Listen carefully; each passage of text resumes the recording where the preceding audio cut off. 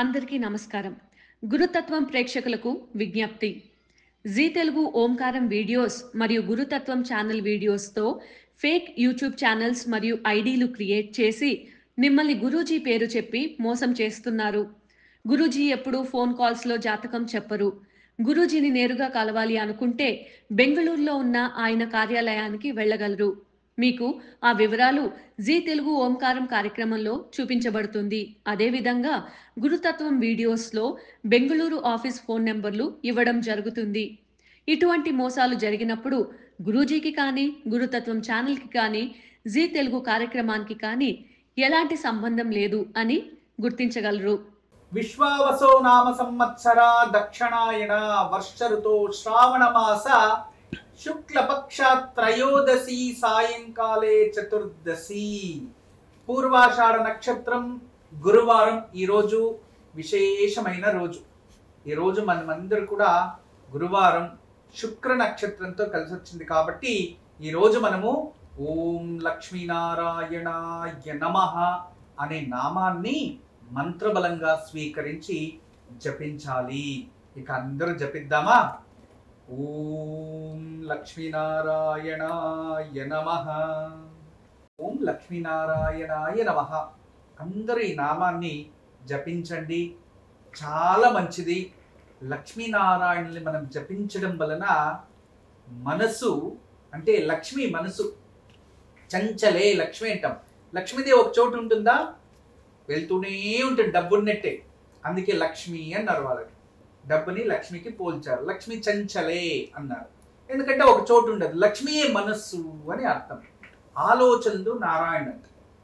ఆలోచనలు మనసు ఆలోచన రెండు ఒకటైంది అనుకోండి, మీ జీవితంలో మీరు అనుకోని సాధించినట్టే. అందుకే స్థిరమైన మనసు, సూక్ష్మమైన ఆలోచనలతో గ్రహించే వ్యక్తిత్వం, అద్భుతమైన వ్యక్తిత్వం, శ్రేష్టమైన వ్యక్తిత్వం, రాజ వ్యక్తిత్వం, రాజగాంభీర్యం అన్నారు వీటిని. అందుకే మీరు ఈ నామాన్ని ఈరోజు జపించడం వలన చంచలం లేకుండా స్థిర మనస్సు, మంచి ఆలోచనలతో మంచి పనుల్ని సహకరిస్తూ మంచి పేరు, ప్రతిష్ట, గుర్తింపులు ప్రాప్తిస్తాయి. మానసికంగా సంతోషంగా ఉంటారు, కన్ఫ్యూజన్ ఉండదు. చక్కగా అందరూ జపించండి, చిన్నవారు పెద్దవారు అందరూ కూడా. ఇక ఈరోజు మంచి మాట. మీ దగ్గర డబ్బులుంది అనుకోండి, అందరూ మీ వారే, అందరూ మిమ్మల్ని గౌరవిస్తూ ఉంటారు.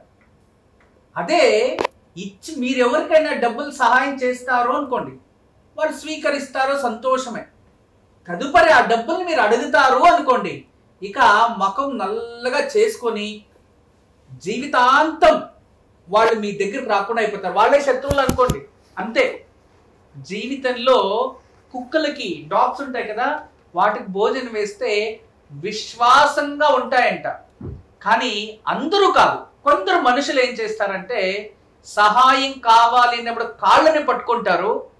తర్వాత తిరిగి మా కష్టంలో ఉన్నాం తిరిగి ఇవ్వండి అంటే గొంతుని నొక్కేయడానికి ఎడుకోరు. అంటే వాళ్ళు భూమిపై లేకపోతే డబ్బులు ఇచ్చే అవసరం ఉండదు కదా అని చెడు కోరుకునే జనాలు ఎక్కువ మంది ఉన్నారు. డబ్బులు ఇచ్చి ఒకరి చేతిలో చెడు ఎందుకు కోరుకోమంటారు చెప్పండి? దయచేసి నేను చెప్పేది దానం చేయండి, ధర్మంగా ఇచ్చేయండి, కానీ అప్పగా ఇచ్చి మాత్రం జీవితం పాడు చేసుకోకండి. అది విశేషంగా బంధుత్వాలు, వాటి వల్ల చాలా సమస్యలు ఉంటాయి. ఇటువంటివి ఎన్నో జనాలు, చాలా మంది పాపం లేడీస్ కానీ జెంట్స్ కానీ ఇళ్లల్లో చిన్న చిన్న ఇవి ఏంటంటే చిన్న హోమ్ బ్యాంక్స్ అంటాం. హోమ్ బ్యాంక్ అంటే అర్థం ఏంటి అంటే ఏదైనా చిన్న చిన్నగా డబ్బులు ఇవ్వడము, తీసుకోవడము, దాంట్లో వీళ్ళకి ఏదైనా ఖర్చుకు మిగులుతుందని, లేదో ఈ చీటీలు నడుపుతూ ఉంటారు కొందరు. ఇలాంటివి చేసుకొని బతుకుతూ ఉంటారు. ఏదో కష్టమని ఎదురింటోడుకో పక్కింటోడుకో ఇచ్చేస్తారు డబ్బులు. తర్వాత చీటీ డబ్బులు కట్టు అని అడుగుతూ ఉండండి, ఫోన్ తీయరు.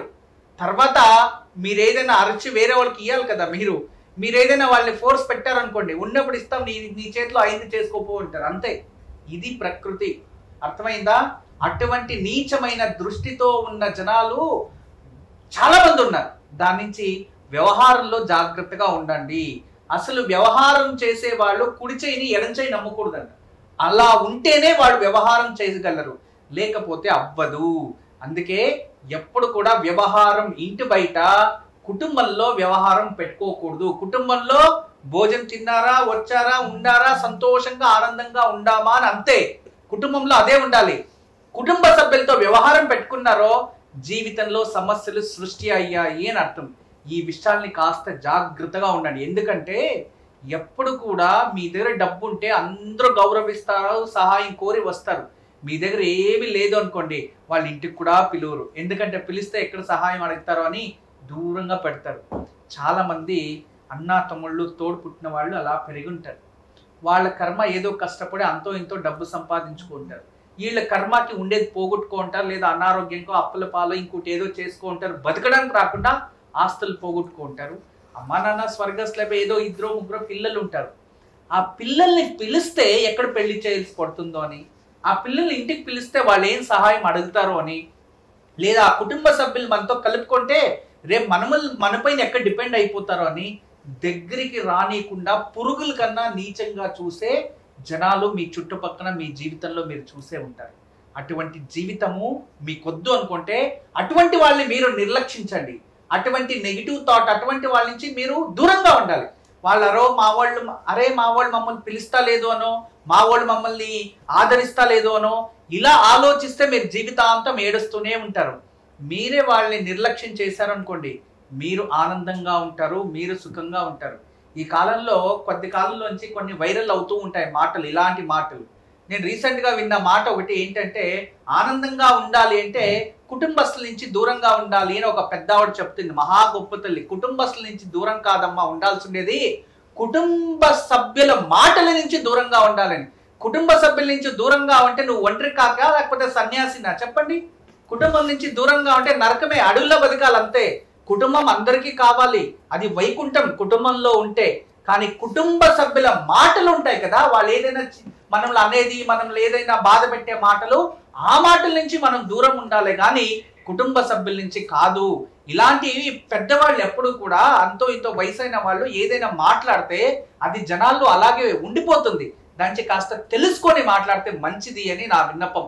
ఇక ఈరోజు మంచి మాట మీరు అనుకోండి. ఎందుకంటే ఈ మంచి మాట తెలియచేస్తున్నా అంటే, ప్రతి మనిషికి డబ్బే అధిపతి. ప్రతి మనిషికి ఈ కాలంలో ఎంత చదివినా ఏం చేసినా ఆఖరికి ఆయన కోటి విద్యలు కూటి కోసమే. ఆ కూటి కొనుక్కోవాలి అంటే డబ్బు కావాలి కదా, దానికోసమే శ్రమిస్తారు, కష్టపడతారు అనేది పరమసత్యం. అయితే ఈ రోజు మీకు ఎందుకు చెప్తున్నాను అంటే, రేపు వరమహాలక్ష్మి వ్రతం.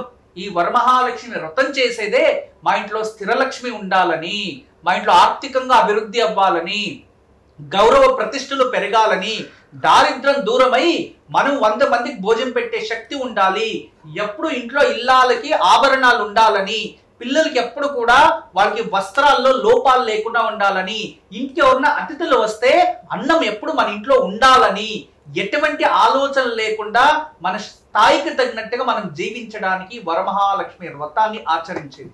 ఇందులో డబ్బు కూడా అతి ముఖ్యమైనది. అందువలన రేపు వరమహాలక్ష్మి వ్రతాన్ని భగవద్భక్తులు ఓంకారం చూస్తున్న ప్రతి ఒక్కరూ ఆచరిస్తూ ఉంటారు. ప్రతి సంవత్సరం విభిన్నంగా ఉంటుంది. ఈ సంవత్సరం కూడా ఎలా ఉంటుందో మీరే ఊహించుకుంటారు. ఆల్రెడీ అందరికీ తెలిసిపోయినట్టుంది. కానీ మీకు అందరికీ చెప్పేది ఏంటంటే, రేపు ఉదయం 7 గంటల నుంచి 9 గంటల వరకు మొదటి లగ్నం ఉంది, ఆ లగ్నంలో పూజించుకోవాలి.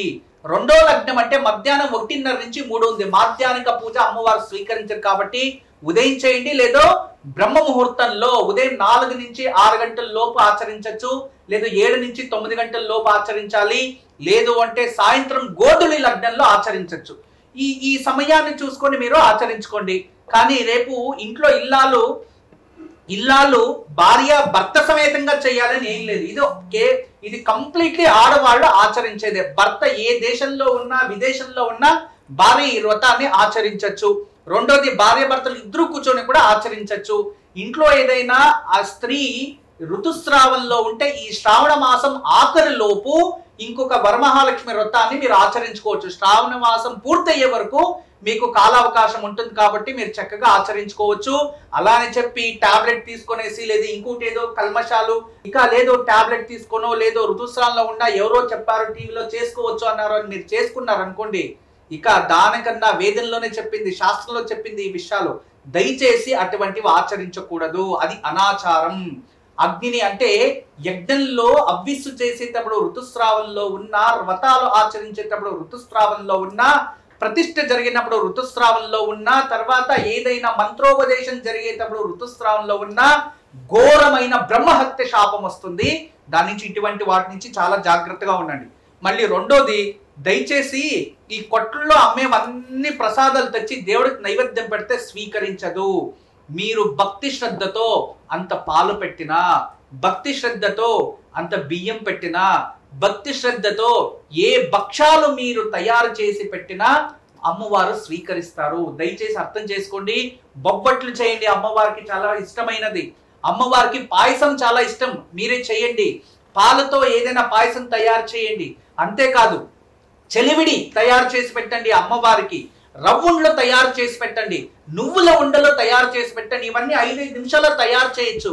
అది మానేసి బేకరీలో అంతా వెళ్ళి తెచ్చి దేవుడు ముందు నైవేద్యం పెడితే దేవుడు స్వీకరిస్తాడా?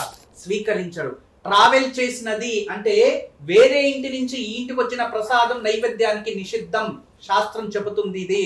అంతేకాదు దూరం నుంచి ఏదైనా తెచ్చిండే ప్రసాదం నిషిద్ధం. అంటే అక్కడ ఏదైనా తయారు చేసి దాన్ని ఇక్కడ మోసుకొని వస్తే మధ్యలో ప్రేత శక్తి దానికి ఆవాహన అయి ఉంటుంది. దానికి ఆ ప్రసాదాన్ని చూసి కోతులు కానీ కాకలు కానీ అర్చింటే మనకు ముందుగా అవి నైవేద్యం వాళ్ళకి అయిపోయి ఉంటాయి. చూసారా ఎలా ఉందో శాస్త్రం? ఇవన్నీ కాస్త తెలుసుకొని జాగ్రత్తగా భయంతో భక్తితో దేవుణ్ణి పూజించండి. దయచేసి భయభక్తి రెండు ఉండాలి. దేవుడు ఎందుకు భయము అంటే తెలిసి తెలియకుండా తప్పులు చేసేస్తానేమో అనే భయం ఉండాలి, అదే భక్తి ఉండాలి, దేవుడి పైన అపారమైన ప్రేమ ఉండాలి. అలా లక్ష్మీదేవిని రేపు పూజించండి. కానీ లక్ష్మీదేవిని పూజించాలి అంటే కలశం ఎలా పెట్టాలి, ఆ కలశం లోపల ఏమి వేయాలి, ఇవన్నీ చాలా ఇంట్రెస్టింగ్ అయిన సబ్జెక్ట్ ఉంది. వరమహాలక్ష్మి వ్రతం రేపు ఎటువంటి సమయము అనేది మాత్రం మీరు తెలుసుకున్నారు.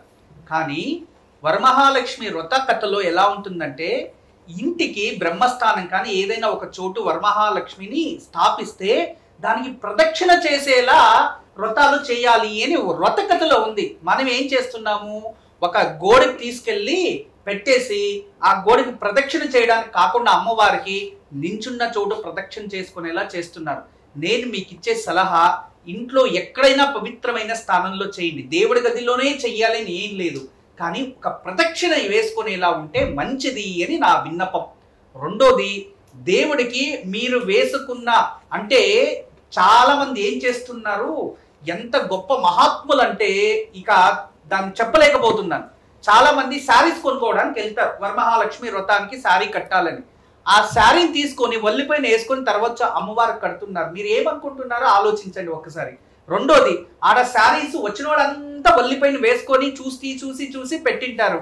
పొద్దున్నే వచ్చిన తర్వాత దానికి గోమూత్రమో లేదా పసుపు నీళ్ళు అలా ప్రోక్షణ చేస్తే అది పవిత్రం అవుతుంది. లేదో దర్భ నీళ్లతో అనే ప్రోక్షణ చేయాలి, లేదో తులసి నీరైనా ప్రోక్షణ చేయాలి. లేదు అంటే అది అపవిత్రమే. గుర్తుపెట్టుకోండి. ఎవరో అక్కడ ట్రయల్ రౌండ్ కోసం కట్టుకో ఉంటారు, లేదా ఒల్లి మీద వేసుకుంటారు, శరీరం పైన వేసుకో ఉంటారు. ఎటువంటి చూడండి, ఇలాంటి బట్టల్ని మనము అలా దేవుడికి కడితే కూడా అది అపవిత్ర భావన.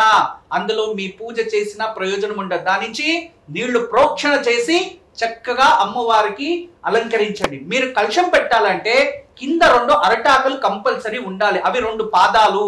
తర్వాత ఆ ఒక్క అరటాకు పైన బియ్యం పోయాలి, అవి ఆధార స్తంభాలు. అంటే మన కాళ్ళు లాగా తొడలు ఉంటాం కదా అలా. దానిపైన కుంభం, అదే శరీరము. తర్వాత శిరస్సే కొబ్బరికాయ. తర్వాత శిఖ అంటే వెంట్రుకలు అమ్మవారికి కదా, అదే మామిడిదే వెంట్రుకలు. మరియు అమ్మవారి చర్మమే వస్త్రం అంట. ఎంత గొప్పగా వర్ణించారో వేదంలో ఈ కుంభాన్ని గురించి. అలా 2 ఆకులు వేసి దానిపైన చక్కగా కలశం పెట్టాలి. కలశంలో బియ్యము పోయొచ్చు, నీళ్లు వేయచ్చు.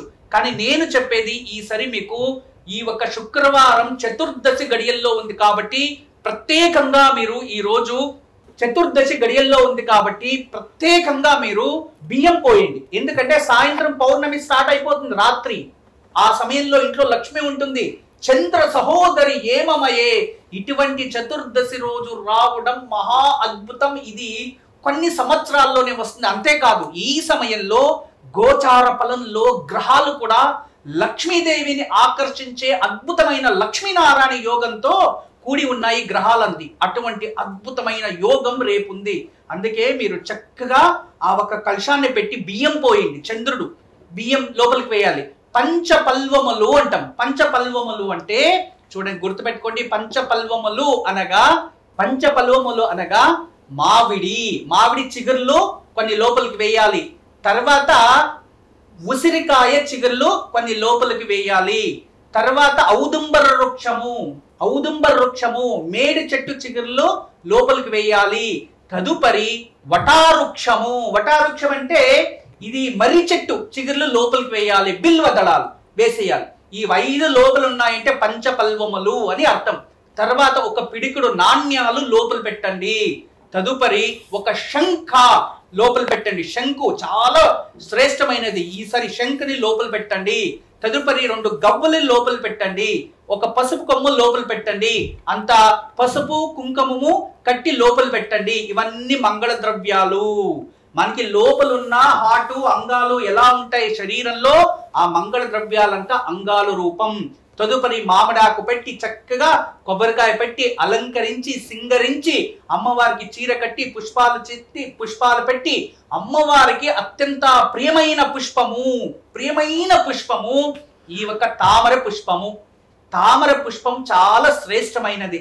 రెండోది వరమహాలక్ష్మి వ్రతానికి మాత్రం ఉపయోగించే ఒక పుష్పం ఉంది.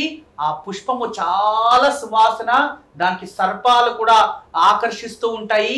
శివుడి పూజకి అది అర్హము లేదు అని శాపమైన మొగిలి పుష్పము. ఇది చాలా శ్రేష్టమైనది. ఇది సంపాదించండి రేపు ఉదయం లోపు. మొగిలి రేఖతో ఆరం కూడా చేస్తారు, ఒక్కొక్క రేఖ తీసి, లేదా చిన్నగానే పడి. ఇది వరమహాలక్ష్మిలో అత్యంత లక్ష్మీదేవిని ఈ రోజు మాత్రమే దీనికి అంత శక్తి ఉంటుంది, లక్ష్మిని ఆకర్షిస్తుంది. వైజ్ఞానికంగా కూడా నేచర్లో ఉన్న పాజిటివ్ ఎనర్జీని లాగుతుందంట. అంత గొప్ప శక్తి మొగిలి రేఖకు ఉంటుంది. అందుకే సర్పాలు ఎప్పుడు అక్కడ ఉంటాయి అనేది శాస్త్రం చెప్తూ ఉంది. అంతేకాదు మీరు ఇవన్నీ కూడా చక్కగా అలంకరించి అమ్మవారిని చేసి తరలి అమ్మవారిని చక్కగా అలంకరించి అక్కడ మామిడాకు పెట్టాలి. మామిడాకు తోరణంగా చక్కగా ఇంటికి కట్టాలి, అక్కడ కూడా కట్టుకోవాలి. తర్వాత అరటి కొమ్మలు చక్కగా అలంకరించాలి. ఇలా చేసి ప్రదక్షిణ చేసేలా పెట్టుకోండి. లేదు అంటే దేవుడి గదిలో మీ ఇష్టం, మీరు ఎలా కావాలో అలా చేసుకోండి. ఇది శాస్త్రోక్తంగా నిర్ణయించినది. తర్వాత బియ్యం పైన అష్టదళ పద్మదళం, ఆకలి కింద ముగ్గు పిండితో పీట పైన దానిపైన క్లాత్ వేసి, తర్వాత ఆకలి వేసి బియ్యం వేసి ఈ కలశాన్ని చక్కగా నిర్మాణం చేసుకోవాలి. ఇది చేసిన తర్వాత ఒక విగ్రహం ముందు పెట్టుకొని 2 నెయ్యి దీపాలు చక్కగా అలంకరించుకొని ముందుగా దీపం వెలిగించి దీపానికి పూజించి తదుపరి ఎవరైనా ఇంట్లో శంఖనాదం చేసేవాళ్ళంటే చేపించండి, లేదు అంటే ఘంటానాదం చేపించండి. తదుపరి మీరు ఆపోషణం చేసుకొని చక్కగా అమ్మవారి ముందు కూర్చొని ఆవాహన మంత్రాలతో, మీకు శ్రీ సూక్తం వస్తే శ్రీ సూక్తంతో, లేదంటే ప్రతిరోజు ఎలాగో కనకదార స్తోత్రం పారాయణ చేసి బాగా వచ్చేసింది నోటికి ఎంతో మందికి, చేసుకొని చక్కగా అమ్మవారిని మీ భక్తి శ్రద్ధ ప్రేమ అనేది అతి ముఖ్యమైనది 3. ఆ 3తో అమ్మవారి పైన దృష్టి పెట్టి అక్షతలు తీసుకొని అమ్మా మహాలక్ష్మి రా తల్లి అని చెప్పి అక్కడ వేసేస్తే అదే ఆవాహ్యామి, అంతే. అలా చేసుకొని విగ్రహానికి మనకి ఈ అమృతమైన పంచామృతాలతో అభిషేకం చేసి గంధము పసుపు కుంకంతో అమ్మవారికి అభిషేకం చేసి అన్ని రకాల పుష్పాలతో అలంకరించి అర్చించి పూజించి ఇంట్లోనే భక్తి శ్రద్ధతో ప్రేమతో వండిన నైవేద్యాన్ని అమ్మవారికి చేసి తదుపరి పసుపు దారమని అమ్మవారి ముందు పెట్టి పూజించి దాని కుడి చేతికి ఆడవారు స్త్రీలందరూ కూడా కుడి చేతికే ధరించాలి, ఎడం చేతికి కాదు, కుడి చేతికే ధరించాలి. అలా రేపు మహాలక్ష్మిని, మీరు వరమహాలక్ష్మిని పూజించి దారాన్ని ధరిస్తే లక్ష్మీ కటాక్షం ప్రాప్తిస్తుంది. మరియు మీకు ఏ కారణానికి కూడా ఆర్థికంగా సమస్యలు రావు. రోజు రోజుకి ఈ సంవత్సరం అంతా ఆర్థికంగా అభివృద్ధి చెందుతారు. అటువంటి గొప్ప వ్రతాన్ని ఎవరో చేశారనో, పక్కింటోళ్ళు చేశారనో, అసూయంతోనో, కోపంతోనో, ద్వేషంతోనో, లేదు వాళ్ళకన్నా గొప్పగా చేయాలనో, లేదో మా దగ్గర డబ్బులుంది అని చూపించుకోవడానికి చేయడమో కాదు. భక్తితో, ప్రేమతో, శ్రద్ధతో మాత్రమే లక్ష్మి పిలిస్తే వస్తుంది. కానీ నా దగ్గర అన్ని ఉన్నాయి రామ్మ మహాలక్ష్మమ్మ అంటే ఏ ఇంటికి రాదో అది అమ్మవారిని అవమానించినట్టు అవుతుంది. దాని నుంచి రేపు అందరూ కూడా జాగ్రత్తగా భక్తిగా మీ పూజ మీరు శ్రద్ధగా చేసుకోండి. అయితే ఉదయం బ్రహ్మ ముహూర్తం మంచిది, రెండోది 7 నుంచి 9, లేదా మధ్యాహ్నం 1:30 నుంచి 3, లేదా సాయంత్రం గోధుళి లగ్నం, సూర్యుడు అస్తమించాక అలా ఇలా అంతే. కానీ గోధుళి లగ్నం ఓకే అంతే, ఇంక ఇదేది లేనప్పుడు అదొక ఆప్షన్ అంతే. కానీ రేపు ఇంటికి ఎవరైనా ఆడపిల్లలు వస్తే వాళ్ళని ఉత్తి చేతుల్లో ఏ శుక్రవారమో పంపించకూడదు శ్రావణ మాసంలో. కానీ రేపు ఇంటికి ఆడవారిని పిలిచి వాళ్ళకి ఏదైనా ప్రసాదం ఇచ్చి, వాళ్ళకి ఏదైనా గాజులు పసుపు కుంకుమ ఇచ్చి పంపిస్తారు. ఇది ఒకటి. మరియు చాలా మంది నన్ను అడుగుతున్నారు, గురుగారు పురోహితులు అంటే ఇంటికి పురోహితులు అంటాం, ఇంట్లో వచ్చి పూజించే వ్రతాలు చేపించే వాళ్ళని పురోహితులు అంటారు, దేవాలయంలో పూజించే వాళ్ళని అర్చకులు అంటారు. అక్కడున్న అర్చకుడు మన ఇంటికి వస్తే పురోహితుడు అవుతాడు. చూసుకోండి, అక్కడున్న అర్చకుడు మన ఇంట్లో అడుగు పెడితే పురోహితులు అవుతారు. అలా పురోహితులు ఇంటికి వచ్చినప్పుడు పూజ చేస్తాం కదా, చేసిన తర్వాత శుక్రవారం కదా మేము డబ్బులు ఇచ్చేస్తే వాళ్ళు ఎంకింటి వెళ్ళిపోతుంది అంటే దయచేసి ఇది చాలా మహాపరాధం.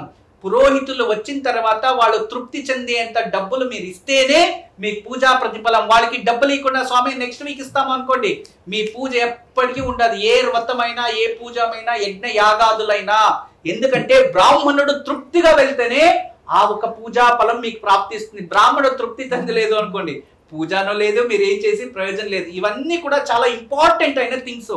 చాలా చిన్న చిన్న మైనర్ మిస్టేక్స్ అని మీరు వదిలేస్తారు, కానీ ఇవే చాలా ఇంపార్టెంట్. గుర్తుపెట్టుకోండి, కుండ నుంచి గుర్తుపెట్టుకోండి, కుండ నిండు పాలు ఇచ్చేసి ఇంత నిమ్మ పులుపు పిండితే పాలంతా ఎలా విరిగిపోతుందో, మైనర్ మిస్టేక్సే వ్రతభంగం అయిపోతుంది, వ్రత ప్రతిఫలాలు ఉండవు. అందువల్ల భక్తి శ్రద్ధతో అందరూ ఆచరించండి. వరమహాలక్ష్మిని కొలవండి. ఇంటింటా వరమహాలక్ష్మి పర్వదినం అవ్వాలి. మరియు మహాలక్ష్మికి ఇష్టమైన పూలుని తెచ్చి అలంకరించి సింగరించి అమ్మవారిని చక్కగా పూజించండి. ఈ వ్రతమ నియమాలను మాత్రం బ్రేక్ చేయకుండా చూసుకోండి. శ్రావణ మాసంలో వచ్చిన పౌర్ణమికి పౌర్ణమికి ముందుగా వచ్చే శుక్రవారం రోజే పురాణాల శాస్త్రాల ప్రకారం బిల్వ వృక్షం అనేది సృష్టి అయింది. సాక్షాత్ మహాలక్ష్మి అనుగ్రహం. మహాలక్ష్మి ఎక్కడుంటుంది అంటే వేద శాస్త్ర ప్రకారం బిల్వాల కింద ఉంటుంది మహాలక్ష్మి అని. రేపు ఏ పురుషుడైతే ఉదయాన్నే వెళ్ళి ఒక అంత నీళ్లు తీసుకొని గంధం పొడి వేసి వెళ్ళి బిల్వృక్షం దగ్గరికి వెళ్ళి అమ్మా మహాలక్ష్మి నమస్తేస్తు మహామాయే శ్రీపీఠే సురపూజితే శంకు చక్ర గదాస్తే మహాలక్ష్మి నమోస్తుతే అంటూ ఆ మహాలక్ష్మి నామస్మరణ చేసి ఆ చెంబు నీళ్లు పోసిస్తే సాక్షాత్ మహాలక్ష్మికి పాద పూజ చేసినంత పుణ్యఫలం. ఇది రేపు పురుషులు ప్రతి ఒక్కరు బిజినెస్ మ్యాన్లు అందరూ చేయండి. అక్కడ వెళ్ళి దీపాలు వెలిగించి చెట్టుని ఏమి ముట్టుకునేది ఏమి అవసరం లేదు. ఒక చిన్నగా ఇంత నీరు తీసుకెళ్ళినా చాలు. ఆ నీటిలో ఒక చిటికుడు గంధం నీళ్లు పోసేసి నమస్కారం చేసుకొని రండి. ఇది అత్యంత శుభకరమైన రోజు. రేపు మగవాళ్ళు ఎటువంటి దారిద్రంతో ఉన్నా దూరం అయిపోతుంది, లక్ష్మి అనుగ్రహం ప్రాప్తిస్తుంది. మళ్ళీ మీరు ఇంట్లో ఉన్నవారు రేపు జాగ్రత్తగా చూడండి. మహాలక్ష్మి 5 స్థానాల్లో ఉంటుంది, 6వ స్థానం లేదు. 5 స్థానాలు అంటే మొదటిది ఆడవారికి పాపిడిపై లక్ష్మీదేవి ఉంటుంది. ఈడ కుంకుమము సింధూరం లేకుండా పూజించకూడదు, అది అమంగళం. మట్టి గాజులు లేకుండా పూజించకూడదు, అది కూడా అమంగళం. గుర్తుంచుకోండి. పసుపు రాసుకుని కుంకుమ పెట్టుకొని మీరు చక్కగా పూజని ప్రారంభించాలి. ఇది అతి ముఖ్యమైనది. రెండోది ఏనుగు. గజలక్ష్మి అంటే కదా ఏనుగు, చిన్నగా ఏనుగు బొమ్మ కూడా పెట్టి దానికి కూడా నుదుటిలో గంధము కుంకుమ రాసి ఓం గజరాజాయ నమః, గజముఖంలో మహాలక్ష్మి స్థిరంగా ఉంటుంది. తదుపరి గోవు వెనుక, గోవింద అంటాం, గోవు వెనుక భాగము. లక్ష్మికి అడ్డంగా సర్పరూపంగా తోక. చూడండి అమ్మవారికి, చూడండి గోమాతకి ఆ తోక ఏదైతే ఉంటుందో అది సాక్షాత్ సర్పమే. నాగు పాము పెడగ విప్పతే ఎలా ఉంటుందో అలా ఉంటుంది ఆ ఒక తోక. ఆ ఒక ఈ వెనుక భాగంలో లక్ష్మి స్థిరంగా ఉంటుంది అనేది శాస్త్రం. రేపు గో పూజని చేసిన గోవుకి వెనుక భాగ జాగంలో దర్శనం చేసుకున్నా, ముట్టి నమస్కారం చేసుకున్నా సాక్షాత్ మహాలక్ష్మి పాద నమస్కారం చేసినట్టే. ఇక అమ్మవారు నివాసించే స్థలం అంటే కమల పుష్పము, అంటే తామర పుష్పము.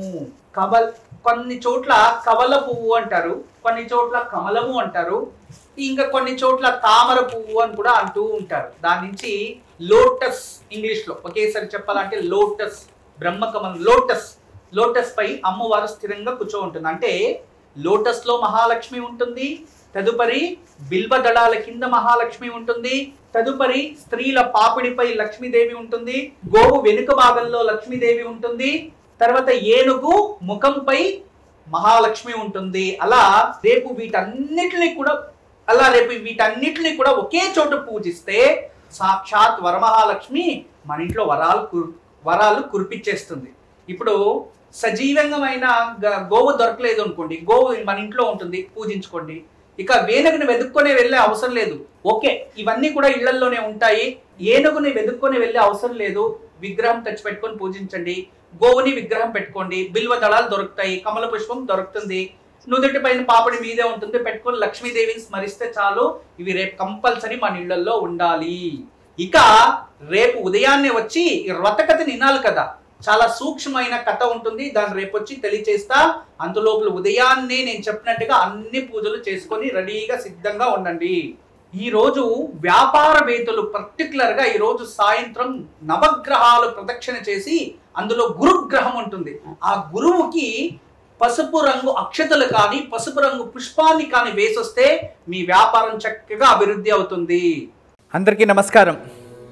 ఈరోజు మీకు అందరికీ కూడా శ్రీవాస్తు యంత్రం గురించి పరిచయం చేయడానికి వచ్చాను. శ్రీవాస్తు యంత్రం మీరు చూస్తున్నారు. శ్రీవాస్తు యంత్రం, ఈ శ్రీవాస్తు యంత్రం ఈ విధానంగా 9 ఇంచెస్, ఇలా 9 ఇంచెస్, ఇలా 9 ఇంచెస్ ఉంటుంది. తదుపరి బ్యాక్ సైడు ఇలాంటి 9 చక్రాలు ఉంటాయి. ఫ్రంట్ ఈ ఒక గ్లోబ్స్లా ఒక 9 డాట్స్ ఉన్నాయి చూడండి, ఇలా 9. ఇది శ్రీవాస్తు యంత్రం అనేది ఒక కాస్మిక్ ఎనర్జీని అట్రాక్ట్ చేసుకుంటుంది.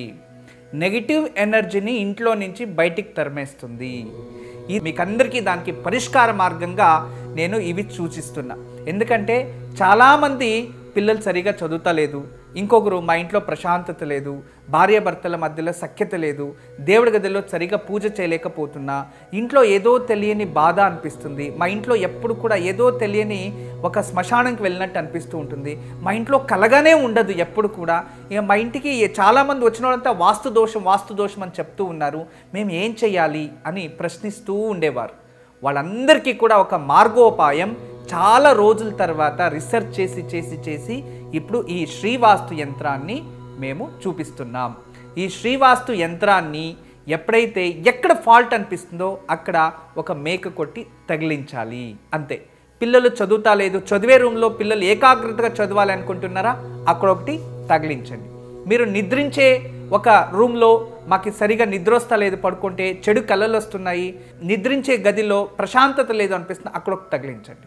లేదు ఎవరో వాస్తు దోషం అని చెప్పారా, ఇంట్లో వాస్తు దోషాని కోసం ఇంటి హాల్లో ఒకటి తగిలించండి. లేదా పూజ గదిలో ఏదో ప్రశాంతత లేదు, సరిగ్గా ఏకాగ్రత లేదు, మెడిటేషన్ చేయలేకపోతున్నా అంటే పూజ గదిలో ఒక మేక కొట్టి అక్కడ ఒకటి తగిలించండి. ఎక్కడైతే ఇంట్లో వాస్తు దోషం ఉంది అని ఎవరైనా చెప్తారో ఆ ప్రదేశంలో ఆ ప్లేస్లో జస్ట్ ఒక మేకు కొట్టి దాన్ని తగిలించండి, ఆ వాస్తు దోషం అక్కడి నుంచి వెళ్ళిపోతుంది. చాలా అద్భుతము, చాలా విశేషమైన శ్రీవాస్తు యంత్రం మీ వరకు తయారు చేయించాము. దీన్ని ఉపయోగించండి, దీన్ని లాభం పొందండి. నమస్కారం. వాస్తు యంత్రం సంప్రదించవలసిన నెంబర్లు 8844452334 040682766622.